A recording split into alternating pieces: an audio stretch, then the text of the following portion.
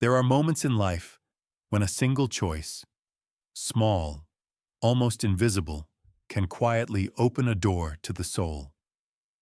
Not a door made of wood or stone, but one carved in silence, waiting for you to notice it. Today, I invite you to an experience that may look like a simple game, a symbolic journey. All you must do is choose one animal, 4 options, 4 paths, and yet, one decision that should not be made with logic, but with pure intuition. You may wonder, what could an animal possibly reveal about me? That question itself is the first whisper from the unconscious. Carl Gustav Jung, the Swiss psychiatrist and father of deep psychology, taught that our spontaneous choices are never accidents. They are messages from the hidden mind, signs of archetypes stirring beneath the surface. For one brief instant, a part of you that rarely speaks takes the reins and chooses for you. The test of the 4 animals is not a trend born from the internet, nor a trick of pop psychology. Its roots reach back through centuries of symbolic wisdom that crossed cultures and civilizations. Throughout history, humanity has seen animals not only as creatures of flesh and bone, but as mirrors of the psyche, bearers of instinct, courage, fear, and transformation. This is not about choosing the prettiest image or your favorite species. It's about feeling. Take a breath. Look at the 4 images before you. Notice which one awakens a visceral response: attraction, rejection, familiarity, or mystery. That tiny spark of emotion is the voice of the archetype that is alive within you right now. According to Jung, archetypes are universal patterns that live in the collective unconscious. They are not personal inventions, but ancient blueprints we all share, like mythic rivers flowing through every human mind. At certain stages of life, one or more of these archetypes rise to the surface, shaping your decisions, your fears, your desires, even the way you see the world. What makes this test special is that it doesn't try to trap you in a label. It doesn't say this is who you are forever. Instead, it offers a psychological photograph of the present, a snapshot of what energy inside you is speaking the loudest today.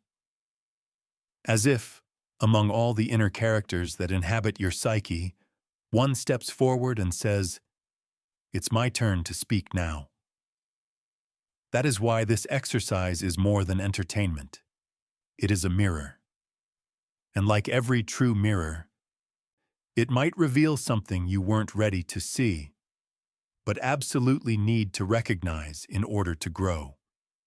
In the next few minutes, you'll discover the deeper meaning behind each animal: the eagle, the serpent, the wolf, and the horse. Each one embodies a powerful archetype: spirit, shadow, freedom, and life force. Your choice will uncover not just a trait of personality, but the inner direction of your journey in this very moment. So I invite you now, listen not only with your mind, but with your heart. Allow the images and the words to awaken something ancient in you. Because when we draw near to our inner truth, even through something as simple as an animal, the way we walk through the world begins to change. There are no right or wrong answers here. Only the honesty with which you observe yourself. So before we continue, ask yourself, are you ready to hear which part of you wants to speak today? Jung once said, "The soul speaks in images," and that is precisely what happens when you make a spontaneous choice. When, without thinking, your hand points to a symbol, a sound, or an image that feels right before reason interferes. In that moment, logic steps aside. Something older, something wiser awakens: your instinct. When you choose an animal, you're not choosing a random picture. You are answering a hidden question your unconscious has been asking all along. What force within me is trying to rise to the surface? These instincts are not mystical in the superficial sense. They are psychological functions, as real and measurable as thought or sensation. Intuition is simply the mind's way of understanding truth instantly, without needing to walk step by step through logic. It's the whisper of the deep self saying, "This is what matters." Every archetype, the hero, the shadow, the spirit, the maternal, lives within you. They are not fantasies, but living patterns that have guided human stories since the dawn of time. The eagle soaring over empires, the serpent coiling at the roots of creation, the wolf howling on the edge of the forest, the horse galloping under open skies.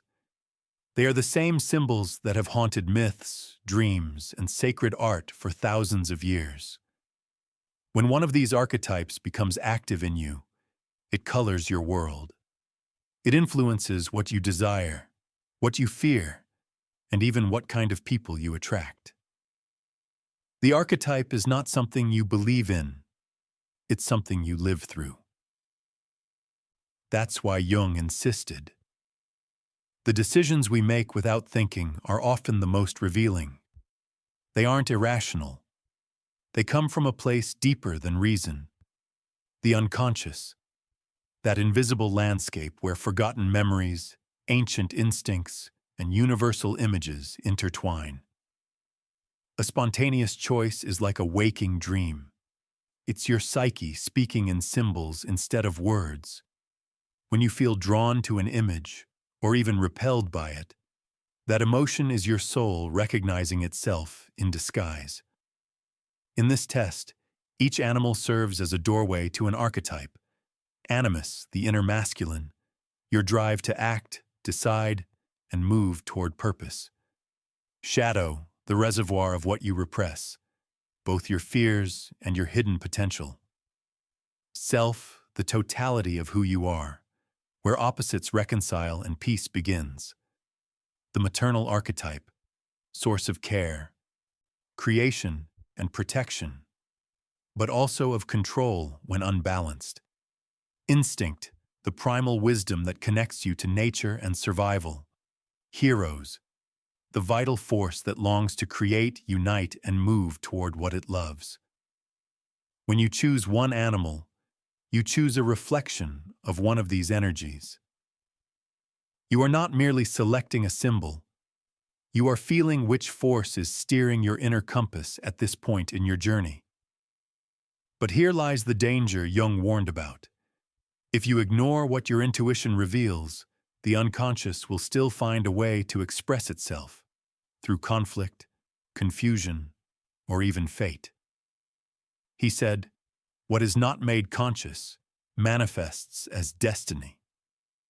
So when you look at these four images, don't rationalize. Don't say, "I like the eagle because it looks cool," or "I hate snakes because they're scary." Go deeper. Ask yourself, what emotion did I just feel, and why? Because that's where the message lives, in that instant before thought, when your instinct still has the microphone. The choice you make today is a mirror, one that may comfort you, challenge you, or unsettle you. But above all, it will tell the truth. And that truth is what this journey is about. In a moment, we'll meet the four animals themselves, the eagle, the serpent, the wolf, and the horse, and uncover what each represents in the vast language of the psyche. The eagle, the spirit, and the view from above. From the beginning of time, the eagle has captivated human imagination. Across continents and myths, it has stood for power, clarity, and sacred vision. Its wings slice through the upper air where only few dare to fly. Its gaze, sharp and steady, pierces miles of distance. To see through the eyes of an eagle is to see everything, the full map of the landscape. the connections invisible to others, the movement before it even begins. In Jungian psychology, the eagle embodies the archetype of spirit, that inner voice that seeks elevation, meaning, and alignment with something greater than daily survival. It is the symbol of lucidity, discipline, and strategic mind. When this archetype is active in you, you become the observer who rises above confusion. You study the battlefield before you act, and you move with surgical precision. You are guided by purpose, not impulse. The light side of this energy is magnificent. People living in their eagle phase often perceive patterns hidden to everyone else, links between events, subtle opportunities, the early tremors of change. This clarity grants them natural leadership and calm authority. Their confidence doesn't shout, it radiates. Others look to them because they remain composed when chaos reigns. Yet even the eagle's flight has its shadow. From too high above, everything seems orderly, but also distant. In the illusion of perfect control, one can drift away from warmth, emotion, and intimacy. The eagle that refuses to descend risks becoming a watcher of life instead of a participant in it. Its intellect turns into armor, its solitude into exile. Jung warned that every archetype, when over-identified, becomes a mask. For the eagle, the mask is self-sufficiency, the belief that vision alone is enough. But vision without heart is a sterile sky. If you chose the eagle, this may be a moment in your life that demands perspective before action, a time to survey the landscape of your decisions. Still, ask yourself, have I flown so high that I've lost touch with what I feel? Am I observing life or living it? The eagle invites you to keep your clarity and discipline, but to remember, no plan is complete until it meets the earth. Sometimes the most courageous act is not to watch, but to dive, to trust the wind, to risk the storm, and to discover that strength is not only in soaring, but also in landing. The serpent, the shadow and transformation. Few creatures carry as much mystery and contradiction as the serpent. Since ancient times it has been feared, worshipped, cursed, and revered. It slithers between life and death, poison and medicine, danger and healing. Its power lies in what it dares to do that most beings cannot: shed its skin, abandon the past, and emerge new. In Jung's vision, the serpent embodies the archetype of the shadow, everything we hide, deny, or fear within ourselves, yet which holds the key to our evolution. The shadow is not pure darkness. It is the forgotten half of light. It contains what we repress: our wounds, unspoken desires, raw emotions, and the talents we've buried because they don't fit our ideal image. To choose the serpent means that, consciously or not, a part of you is ready for deep transformation. Not a cosmetic change, but a rebirth that begins beneath the skin. You may be confronting patterns you can no longer ignore. Old fears, broken attachments, versions of yourself that have become too tight to breathe in. The serpent's venom is a perfect metaphor. In lethal doses it kills, in precise amounts it heals. Likewise, the material hidden in your shadow can destroy you if you reject it, or empower you if you integrate it. Facing it is never comfortable, yet avoiding it is far worse. Because what you refuse to look at gains power over you. Across traditions, the serpent is tied to instinct, to the primal intelligence that Western reason often silences. It is sensual, intuitive, cyclical. It knows that endings and beginnings are one and the same. In Hindu symbolism, it appears as Kundalini, the coiled energy sleeping at the base of the spine, waiting for the moment to awaken and rise toward higher consciousness. When the serpent moves through your life, you may feel restless or exposed. Dreams become vivid, emotions unpredictable, synchronicities frequent. You are being asked to release the skin of who you were, to die a small symbolic death so something new can breathe through you. But beware. The serpent's gift comes with risk. If its energy becomes obsessive or unbalanced, introspection can turn into self-absorption. Passion can slide into manipulation. The serpent teaches transformation, but only if you dare to handle its fire with respect. If you chose the serpent, pause and ask, what must I let go of so that something within me can live? What truth have I buried that is now begging to see the light? Meeting your shadow is never the end of the path. It is the beginning of authenticity. Because what you integrate can no longer control you. And the moment you face your darkness without fear, the serpent no longer threatens. It guides. It becomes the guardian of your rebirth, the symbol of wholeness reclaimed. The wolf, freedom and loyalty to the self. The wolf walks between two worlds, half spirit, half flesh, both wild and loyal, fierce and tender.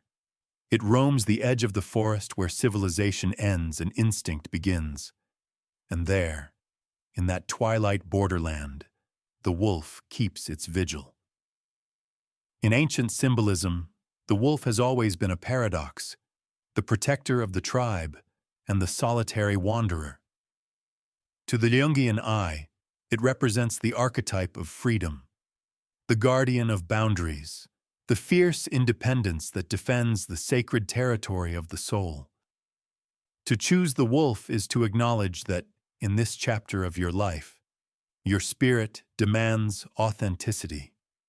You may have grown tired of masks, of false alliances, of giving your loyalty to those who never earned it. Something deep within you now howls for truth, for relationships built not on convenience, but on resonance. The light side of this archetype is luminous. Wolves understand connection. They live in packs, sensing rhythm and hierarchy, yet each knows when to step back and walk alone. People in their wolf phase often rediscover their intuition, that silent radar that detects sincerity and deceit with startling precision. They are natural protectors, guardians of the vulnerable, mentors of those still finding their path. But the wolf also guards a shadow. Too much independence can harden into isolation. Too much vigilance can turn life into a battlefield. The one who trusts no one may forget how to be held, and the one who howls too long at the moon may forget the warmth of the fire. If you chose the wolf, it may be that you've crossed deserts of disappointment and now value solitude as safety. Yet the wolf reminds you, strength is not only in standing alone, it is in knowing when to rejoin the pack. Even the fiercest hunter needs the song of others to remember its humanity. So ask yourself, are my boundaries protecting me or imprisoning me? Am I guarding my freedom or fleeing from intimacy? The wolf invites you to stand firm in your truth, to defend your energy and your peace, but also to open your heart when the right souls approach. Because real courage is not only fighting alone, it is trusting again after you've been wounded. In balance, the wolf teaches sacred independence, the ability to belong without losing yourself. Its loyalty is not blind, it is earned. Its power is not domination, it is presence. And when you walk with that awareness, you become the guardian of your own inner wilderness. The horse, vital energy and purposeful movement. Since the dawn of civilization, the horse has galloped beside humanity, not just as a companion or a beast of burden, but as an emblem of power, vitality, and sacred freedom. In the myths of nearly every culture, the horse carries the hero, pulls the chariot of the sun, or races between worlds. Its mane burns with motion, its hooves strike sparks of creation.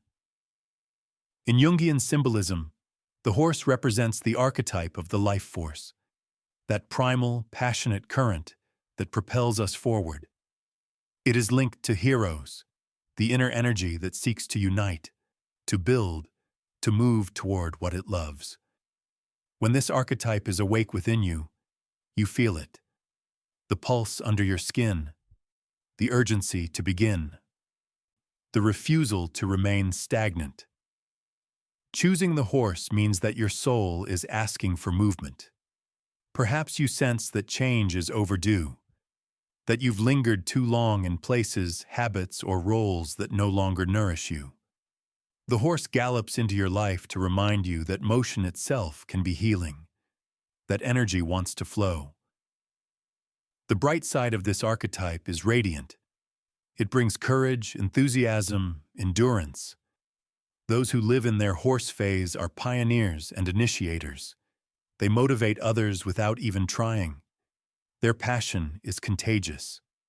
They remind the world that to be alive is to move, to explore, to create. But as with all archetypes, the danger lies in excess. Uncontrolled, the horse runs without a destination, powerful but lost.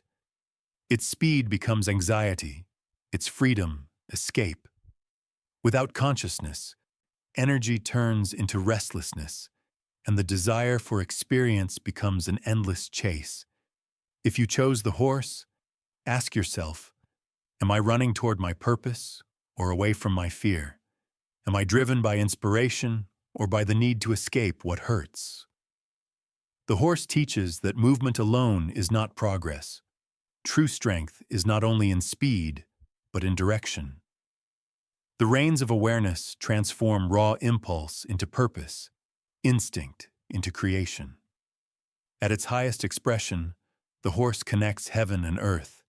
It turns passion into purpose, will into wisdom, and motion into meaning. It reminds you that life is not a race to be won, but a journey to be inhabited. Body, heart, and soul galloping in harmony. So, if your heart beats like hooves today, listen to it. Channel that rhythm into something that matters. Ride with presence. Move with intention. And remember, even the wildest stallion must pause to drink from the river that sustains it. At this point, you are no longer simply choosing among animals. You are witnessing reflections of your own inner forces, the silent companions shaping your path. Each symbol you've met, the eagle, the serpent, the wolf, the horse, is a fragment of the same mirror. Together they form a language older than words, the language of your psyche. Your choice today does not define you forever. It captures a moment in motion, a photograph of the psyche's current horizon. Jung called this movement individuation, the slow, beautiful process of becoming whole. Not perfect, not flawless. Whole. If you were drawn to the eagle, your lesson may lie in bringing the vastness of your vision down to earth, in balancing intellect with empathy, clarity with vulnerability. If you chose the serpent, your soul may be asking you to face the darkness you've avoided, to transform fear into wisdom and pain into creative power. If you felt the call of the wolf, your challenge may be to honor your independence while opening your heart to genuine connection. If you ran with the horse, your task may be to channel your energy, to turn motion into meaning, desire into direction. Yet the deepest truth is this: all four live within you. Even the ones you didn't pick are not absent. They sleep in the folds of your consciousness, waiting for their turn to guide you. You are a constellation of archetypes, a living ecosystem of symbols that rise and fade as life evolves. To understand them is to hold a map of your own terrain. Because the goal of inner work is not to fix yourself, but to learn the rhythm of your own cycles. Today, perhaps the eagle watches. Tomorrow, the serpent sheds. Next season, the wolf howls. Next spring, the horse runs. The psyche is never static. It moves like the tides, and wisdom lies in moving with it instead of resisting. The great mistake, Jung warned, is to over-identify with any single archetype, to wear it like armor until it becomes your prison. The strategist who forgets to feel, the healer who forgets to rest, the wanderer who forgets to trust, the dreamer who forgets to act. Each archetype is medicine, but only when taken in the right dose.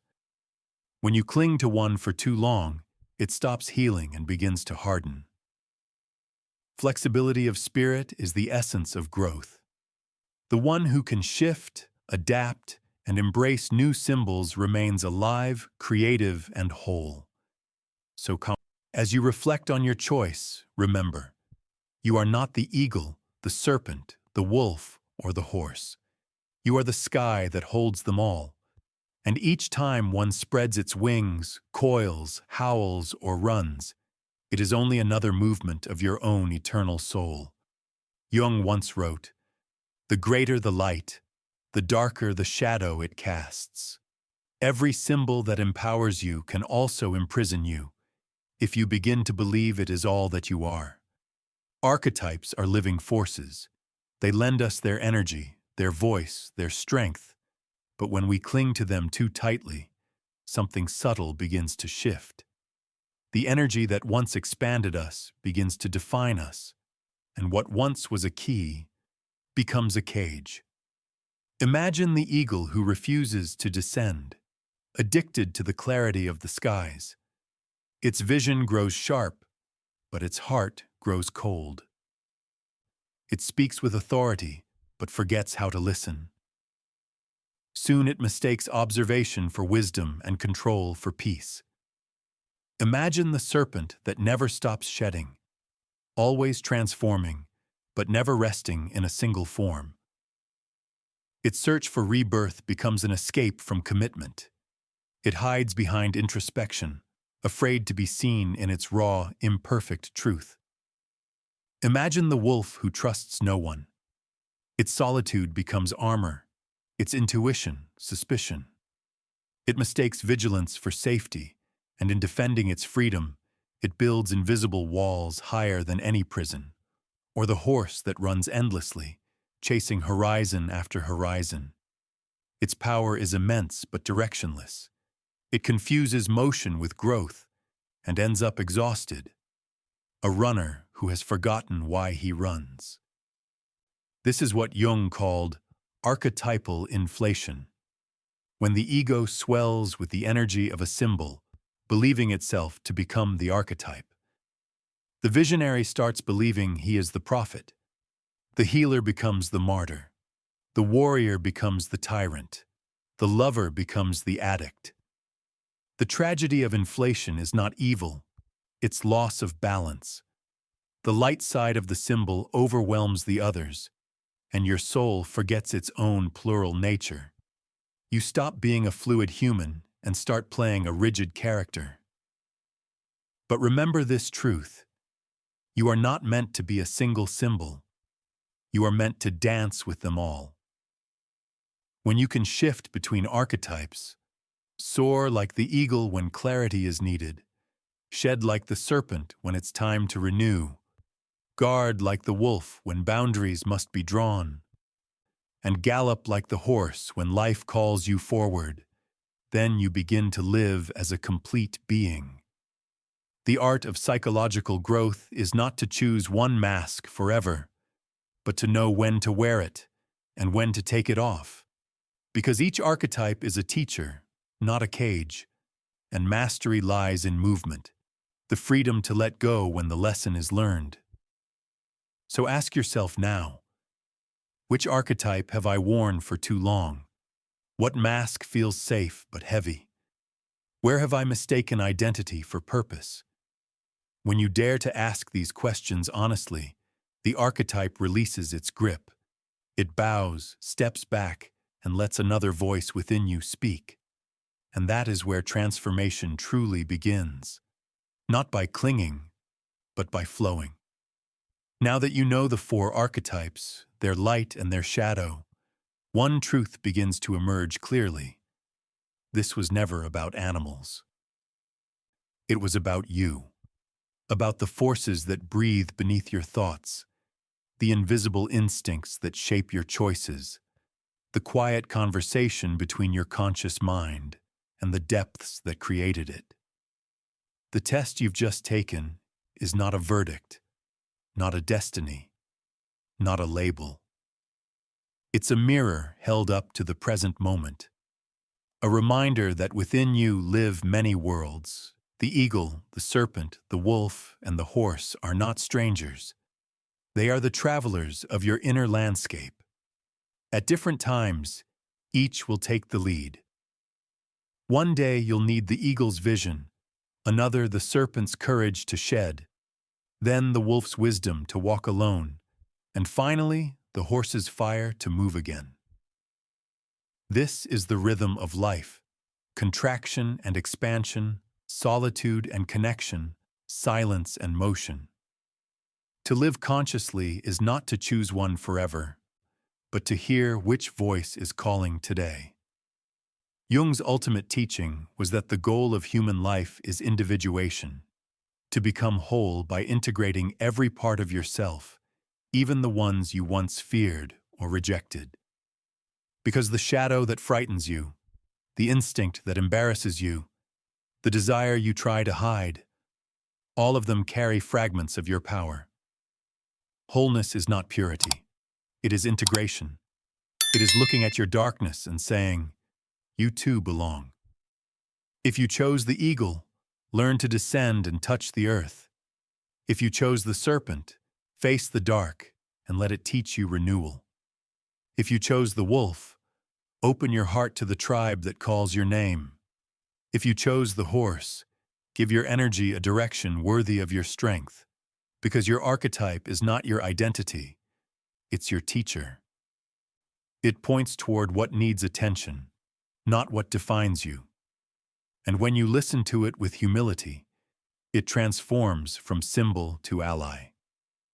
So here is the invitation. For the next few weeks, carry the image of your animal with you. Let it whisper in moments of doubt, speak in dreams, appear in chance encounters. Ask yourself, what is it trying to show me today?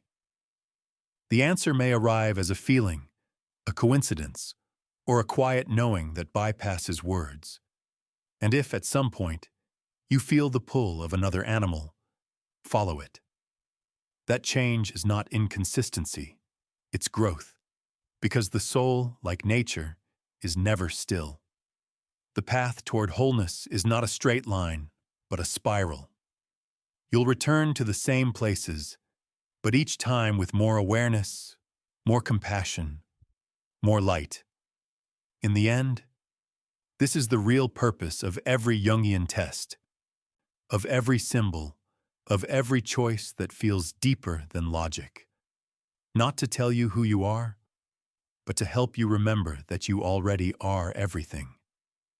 Breathe, feel, listen. Somewhere inside you, the eagle spreads its wings, the serpent awakens, the wolf watches, and the horse begins to run. And as they move together, you realize they were never separate. They were always you.